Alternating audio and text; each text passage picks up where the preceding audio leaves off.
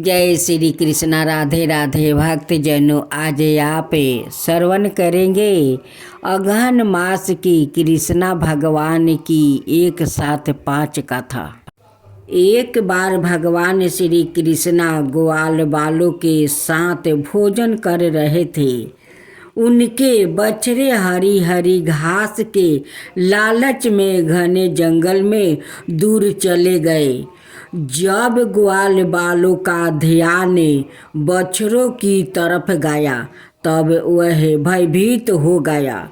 उस समय भगवान श्री कृष्णा ने कहा, मित्रों चिंता ना करो, तुम लोग भोजन करो, मैं अभी तुम्हारे बछड़ों को ढूंढ कर लाता हूँ। श्री कृष्णा ग्वाल बालों से इस प्रकार कहकर वो बछड़ों को ढूंढने चला गया। दिए उस समय ब्रह्मा जी भी वहाँ उपस्थित थे। भगवान को ग्वाल बालों के साथ विचित्र लीला करते हुए देखकर उनके मन में मोह हो गया। उन्होंने भगवान श्री कृष्णा की परीक्षा लेने के लिए बछड़ों को चुरा लिया और जब भगवान श्री कृष्णा बछड़ों को ढूंढने चले गए तो ब्रह्मा जी ने ग्वाल बालों को चुरा कर किसी गुफे में छिपा दिया। भगवान श्री कृष्णा बछड़े ना मिलने पर यमुना जी के तट पर लौट आया, परंतु वहाँ देखते हैं कि ग्वाल बाल भी नहीं है। वह तुरंत जान गया कि यह सब ब्रह्मा जी की करतूत है। अब भगवान श्री कृष्णा ने अपने आप को ही ग्वाल बालों और बछड़ों के रूप में वो बना लिया। जिस समय भगवान श्री कृष्णा ने ग्वाल बालों को और बछड़ों के रूप में नंद आदि की गौशाला में प्रवेश किया तो कोई भी उन्हें पहचान ना सका। गाय भी श्री कृष्णा रूप में अपने अपने बछड़ों को दूने स्नेह से चाटने और दूध पिलाने लगी। इस प्रकार भगवान श्री कृष्णा प्रतिदिन ग्वाल बालों और बछड़ों के रूप में वन में जाते और संध्या के समय लौट आते। इस तरह पूरे 1 बरस का समय बीत गया। जब ब्रह्मा जी ब्रह्मलोक से लौटे तो उन्होंने श्री कृष्णा को ग्वाल बालों और बछड़ों के साथ पहले की भांति कीड़ा करते हुए देखा। वह सोचने लगे कि ग्वाल बालों और बछड़ों को तो मैंने चुरा कर अपनी माया से अचेत करके गुफा में बंद कर दिया था। वह अब तक वहाँ सो रहे हैं, फिर इतने ही दूसरों बालक और बछड़े कहाँ से आ गया। ब्रह्मा जी अपनी माया से भगवान श्री कृष्णा को मोहित करने चले थे, परंतु सवाए मोहित हो गया। उनके देखते ही देखते सभी ग्वाल बाल और बछड़े श्री कृष्णा के रूप में दिखाई पड़ने लगे। यह अत्यंत आश्चर्यमय दृष्टि देखकर ब्रह्मा जी चकित रह गया। वो भगवान श्री कृष्णा के तेज से निस्तेज होकर मौन रह गया। यद्यपि ब्रह्मा जी समस्त विद्याओं के केंद्र है, फिर भी भगवान श्री कृष्णा को समझने में असमर्थ हो गया।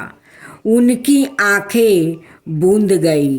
भगवान श्री कृष्णा ने ब्रह्मा जी की असमर्थता को देखकर अपनी माया का पर्दा हटा लिया। तब जाकर ब्रह्मा जी को ब्रह्म ज्ञान हुआ। ब्रह्मा जी ने देखा कि भगवान श्री कृष्णा जैसे पहले ग्वाल बालों और बछड़ों के ढूंढ रहे थे वैसे आज भी ढूंढ रहे हैं। वह अपने हंस पर से कूद पड़े और भगवान श्री कृष्णा के चरणों में दंड की तरह गिर पड़े। उनकी आँखों से आंसुधारा गिर कर भगवान श्री कृष्णा के चरणों को भिगोने लगी। फिर बड़ी नम्रता से हाथ जोड़कर उन्होंने अपने अपराध के लिए क्षमा मांगी और ग्वाल बालों और बछड़ों को लौटा दिया। अंत में वह श्री कृष्णा का स्मरण करते हुए ब्रह्मलोक चला गया। अब दूसरा अध्याय। यमुना जी में एक बहुत गहरा कुंड था। उसमें कलिया नाग रहता था। यमुना का जल कलिया नाग के विष की गर्मी से खौलता रहता था। यहाँ तक कि उसके ऊपर उड़ने वाले पंछी भी झुलस कर उसमें गिर जाया करते थे। जो भी मनुष्य यह पशु वहाँ का जल पीते तुरंत मर जाता था। भगवान का अवतार तो दुष्टों के संहार के लिए ही होता है।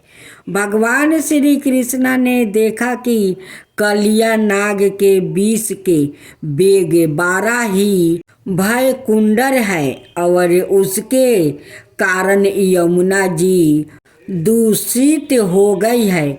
मुझे इस सरप के भय से ब्रजवासियों और यमुना जी को मुक्ति दिलानी चाहिए। यह सोचकर श्री कृष्णा एक ऊंचे कदम के वृक्ष पर चढ़ गया और वहां से उस विषोले जल में कूद पड़े। जब कलिया नाग ने देखा कि कोई मेरे निवास स्थान में घुस आया है तो वहाँ सीढ़ कर सामने आ गया। उसने देखा कि उसके सामने एक सोलौना बालक है। उसके पक्ष स्थल पर श्री वस्त्र का चिन्ह है। वह विषोले जल में बिना भयभीत हुए आनंद से खेल रहा है। इससे कलिया नाग का क्रोध बढ़ गया। उसने श्री कृष्णा के शरीर को अपने बंधन में जकड़ लिया। जब गोपियों ने देखा कि उनके प्रियतमा श्री कृष्णा को कलिया नाग ने जकड़ लिया है तो उनके प्राण मानो कंठ पर आ गया। उनकी आंखों से आंसुओं की झड़ी लग गई। माता दशोदा तो अपने लाडले लाल के पीछे कलिया दाहे में कूदने जा रही थी, परंतु गोपियों ने उन्हें पकड़ लिया। सांप के शरीर में बंध जाना तो भगवान की एक लीला थी। जब श्री कृष्णा ने देखा कि सारे लोग मेरे लिए दुखी हो रहे हैं तो उन्होंने अपना शरीर फूलाना शुरू कर दिया। इससे सांप का शरीर टूटने लगा। वह श्री कृष्णा को छोड़कर क्रोध से फुफकारों और मारने लगा।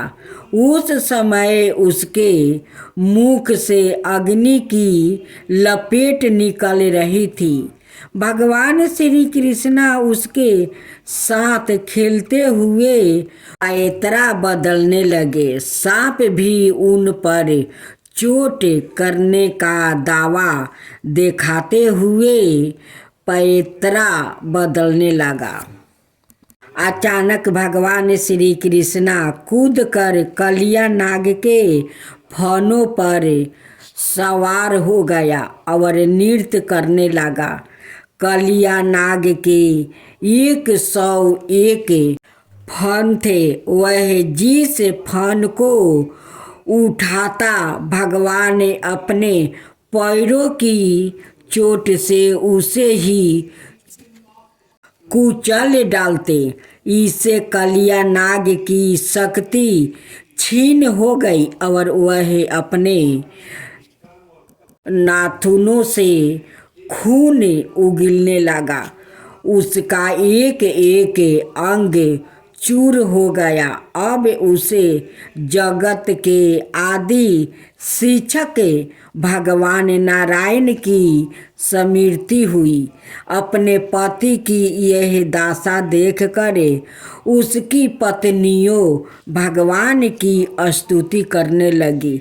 कलिया नाग ने भी भगवान की स्तुति करते हुए कहा, प्रभु, हम जन्म से ही दुष्ट और बड़े क्रोधी जीव हैं। हम आपकी माया के चक्कर में मोहित हो रहे हैं। आप ही हमारे स्वभाव और माया के अधिकारण हैं। हम आपकी शरण में है। आप अपने इच्छा अनुसार जैसा ठीक समझे हम पर कृपा कीजिए, यह दंड दीजिए।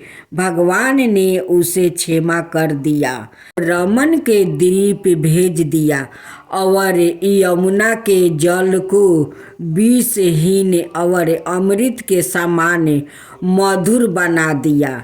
श्री कृष्णा को पाकर ब्रजवासियों के तो मानो प्राण ही लौट आया। अब तीसरा अध्याय, दावागिरी पान। एक बार ग्वाल वाले अपनी गायों को चरती हुई छोड़कर भगवान श्री कृष्णा और बलराम के साथ खेल कूद में लग गया। उस समय उनकी गैया बेरोक टोक चरती हुई बहुत दूर निकल गई और हरी हरी घास के लोभ में एक गहन वन में घुस गई। जब ग्वाल वालों ने देखा कि हमारे पशुओं का तो कहीं पता ठिकाना ही नहीं है, तो उन्हों अपने खेल कूद पर बड़ा पछताव होने लगा। बहुत प्रयास करने पर भी वह अपनी गाय का पता न लगा सके। गाय ही तो ब्रजवासियों की जीविका का साधन थी। उनके ना मिलने पर सभी ग्वाल वालों अचेत से हो गया। फिर वह गायों के खूर का निशान देखते हुए और उनका पता लगाते हुए आगे बढ़े। अंत में उन्होंने देखा कि उनकी गायें सरखंडों के वन में वो रास्ता भूल कर डकर रही है। वह सब गायों को लेकर लौटने लगे। उस समय सारे ग्वाल वाले बिल्कुल थक गया था। उन्हें जोर से प्यास लगी हुई थी। इससे सब के सब व्याकुल हो रहे थे। उनकी यह दशा देखकर भगवान श्री कृष्णा गायों का नाम लेकर पुकारने लगा। गाय अपने नाम की ध्वनि सुनकर हुंकारने और लफाने लगी। उसी समय वन में भयानक दावागिरी लग गई, जो वनवासी जीवों का काल होती है। बड़े जोर की आंधी चलकर उस अग्नि के बढ़ने में सहायता देने लगी। सब और फैलती हुई वह प्रचंड देवागिरी वनवासी जीवों को भस्म करने लगी। चारों तरफ जीवों की चीख पुकार से कोहराम मच गया। शेर, चीते, भालू आदि अनाए जीवो तो जिधर रास्ता वो पाते थे, पर सफर बैर भूल कर भागने लगा। जब ग्वाल बालों और गौओं ने दावा नल को अपनी ओर बढ़ते हुए देखा, तब वह सब अत्यंत भयभीत हो गया। मृत्यु से भयभीत ग्वाल बाले भगवान श्री कृष्ण बलराम को घेर कर प्राण रक्षा की वो प्रार्थना करने लगे। उन्होंने कहा, प्यारे श्री कृष्णा, हम सब तुम्हारी शरण में है। हम दाव नल से बचना ही चाहते हैं, हमें जल्दी बचाओ। हम लोग भाई बंधु मित्र रक्षक सब तुम्हें ही मानते हैं। श्याम सुंदर, तुम्हारे सिवा कोई भी हमारा रक्षक नहीं है। हमें केवल तुम्हारा ही भरोसा है। अपने शाखा ग्वाल बालों के दीन वचन सुनकर श्री कृष्णा ने कहा, मित्रों, चिंता मत करो, मैं तुम लोगों की अवश्य ही रक्षा करूँगा। तुम सब अपनी आंखें बंद कर लो। भगवान की आज्ञा सुनकर ग्वाल बालों ने बहुत अच्छा कहकर अपनी आंखें बंद कर ली। उसके बाद भगवान श्री कृष्णा ने उसे भयकुंडर दावागिरी को भी पी लिया। जब ग्वाल बालों ने अपनी आंखें खोली तो अपने को बट वृक्ष के पास सुरक्षित पाया। इस प्रकार अपने आप को और गौओं को दावागिरी से बाचा देख कर ग्वाल बालों को अत्यंत ही विस्मय हुआ। वह सब श्री कृष्णा की बार बार स्तुति करने लगा। ग्वाल बालों ने भगवान श्री कृष्णा के इस अद्भुत कर्म की चर्चा अपने परिवार में की। सभी गोप मोहन की इस अलौकिक लीला से आश्चर्यचकित होकर उन्हें कोई बहुत बड़ा देवता मानने लगा। अब श्री कृष्णा की चौथा अध्याय। एक दिन भगवान श्री कृष्णा ने देखा कि सब गोप इंद्र यज्ञ की तैयारी कर रहे हैं। उन्होंने नंद बाबा से पूछा, पिताजी, आप लोग किस यज्ञ की तैयारी कर रहे हैं? लगता है कि यहाँ कोई बड़ा उत्साह होने वाला है। नंद बाबा ने कहा, बेटा, भगवान इंद्र वर्षा करने वाले मेघ के स्वामी है। मेघ उन्हीं के रूप है। वह समस्त प्राणियों को दीर्पित करने वाले जल बरसाते हैं। हम लोग उन्हीं मेघपति भगवान इंद्र की पूजा करते हैं। मनुष्यों को खेती आदि प्रयत्न का फल देने वाले इंद्र ही है। भगवान श्री कृष्णा ने कहा, पिताजी, प्राणी अपने कर्म के अनुसार पैदा होता है।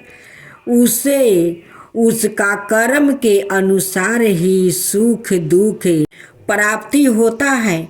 जब सभी प्राणी अपने कर्मों का ही फल भोग रहे हैं, तब हमें इंद्र पूजा की क्या आवश्यकता है?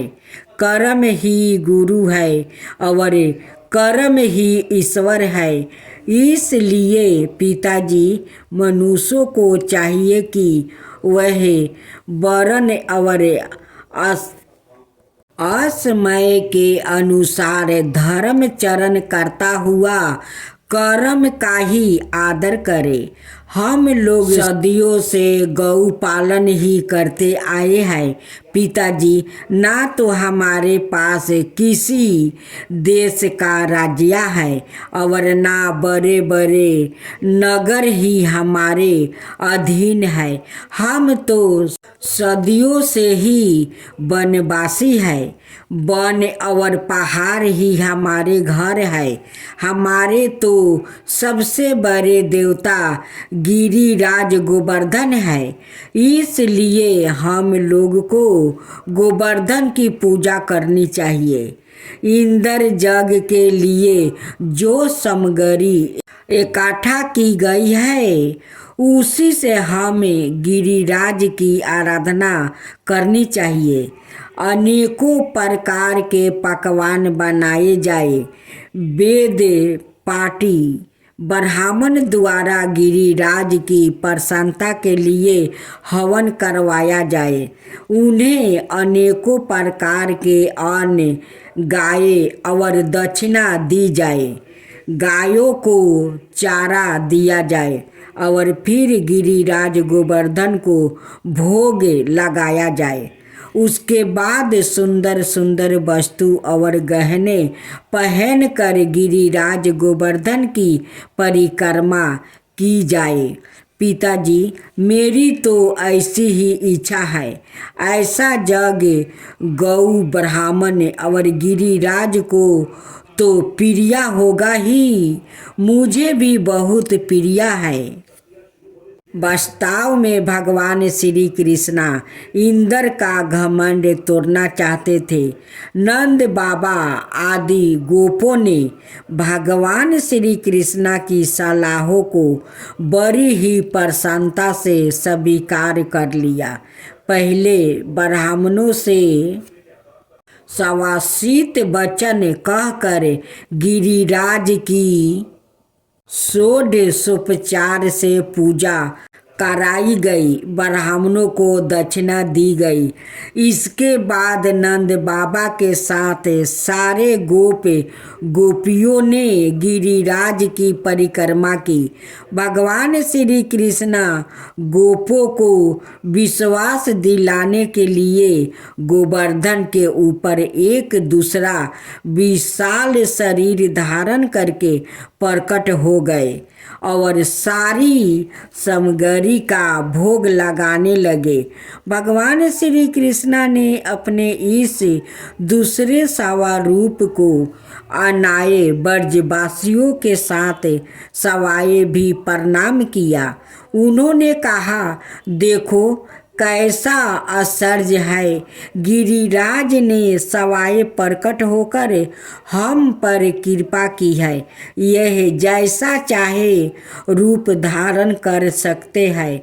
जो वनवासी जीव इनका निरादर करते हैं उन्हें यह नष्ट कर डालते हैं। आओ हम लोग अपना और गौओं का कल्याण करने के लिए इन गिरिराज को नमस्कार करें। सभी लोग विधि पूर्वक गोवर्धन की पूजा करके और उन्हें नमस्कार करके श्री कृष्णा के साथ ब्रज में वापस लौट आए। अब श्री कृष्णा की 5वां अध्याय। जब इंद्र को पता लगा कि मेरी पूजा बंद कर दी गई है तब वह नंद बाबा आदि गोप पर बहुत ही क्रोधित हुआ। इंद्र को अपने पद का बड़ा घमंड था। वह अपने को ही त्रिलोकी का ईश्वर समझते थे। उन्होंने क्रोध से तिलमिलाकर प्रलय करने वाले बादलों को ब्रज पर चढ़ाई करने का आदेश दे दिया। उन्होंने कहा, देखो इन जंगली ग्वालों को इतना घमंड हो गया है कि इन सब ने एक साधारण मनुष्य श्री कृष्णा के बल पर मुझे देवराज इंद्र का अपमान कर डाला। कृष्णा नादान और मूर्ख होने पर भी अपने को बहुत बड़ा ज्ञानी समझता है। प्रलय कुंडरी बादलों, तुम लोग शीघ्र जाकर इन ग्वालों का अभिमान धूल में मिला दो, उनके पशुओं का संहार कर डालो। मैं भी तुम्हारे पीछे पीछे अपने एरावत हाथी पर चढ़ कर मरूद गणों के साथ आता हूँ। इंद्र ने मेघों को इस प्रकार का आदेश देकर उनके बंधन खोल दिया। अब वह बड़े वेग से बर्ज पर चढ़ आया और मूसलाधार पानी बरसा कर सारे बर्ज को पीड़ित करने लगा। बिजलियों चमकने लगी, बादल आपस में टकरा कर और लड़ने लगा। भयकुंडर आंधी के साथ ओल बरसाने लगे। बर्ज भूमि का कोना कोना पानी से भर गया। पशु और ग्वाल बाल ठंड से कांपने लगा। सब लोग इस अचानक आई विपत्तियों से घबरा कर श्री कृष्णा की शरण में आए। वह लोग श्री कृष्णा से बोले, कृष्णा, अब तो इस भयानक कष्ट से तुम ही हमारी रक्षा कर सकते हो। अपने प्रेमी भक्तों की करुणा पुकार सुनकर श्री कृष्णा ने खेल खेल में गिरिराज गोवर्धन को उठाकर अपने हाथ पर धारण कर लिया। इसके बाद उन्होंने गोपों से कहा, आप सभी लोग आकर गोवर्धन के नीचे आराम से बैठ जाए। कोई भी यह ना सोचे कि पर्वत गिर पड़ेगा। आप लोग की रक्षा के लिए ही मैंने इसे उठाया है। फिर क्या था, सभी गोप गोपियों अपने अपने पशुओं और भोजन सामग्री के साथ गोवर्धन के नीचे आ गए। भगवान श्री कृष्णा ने लगातार 7 दिन तक भूखे प्यासे और विश्राम की चिंता भूल कर गोवर्धन को उठाए रखा। वह एक क्षण भी नहीं हिले। श्री कृष्णा की योग माया का यह प्रभाव देखकर सब के सब आश्चर्यचकित रह गया। इंद्र भी भौचक रह गया। इसके बाद उन्होंने अपने आप मेघों को वर्षा रोकने का आदेश दिया। गोवर्धनधारी गौपालन ने जब यह देखा कि वर्षा बंद हो गई, आकाश के बादल छट गया, तब उन्होंने गोपों से कहा, तुम लोग अब निडर हो जाओ, अपने अपने गौधन और बच्चा के साथ बाहर निकल जाओ। देखो, अब आंधी पानी बंद हो गया है। गौपाल भगवान श्री कृष्णा का आदेश पाकर सब लोग बाहर आ गया और उन्होंने गोवर्धन को पुनः अपने स्थान पर रख दिया। ब्रजवासियों का हृदय प्रेम के आवेग से भर गया। वह पर्वत को रखते ही भगवान श्री कृष्णा निकट चले आए। कोई उन्हें हृदय से लगाने लगा, कोई चूमने लगा। बड़ी बूढ़ी गोपियों ने बड़े ही स्नेह से उनका चावल और दही से तिलक किया और उन्हें हृदय से आशीर्वाद दिया। आकाश से देवताओं ने उन पर फूलों की वर्षा की।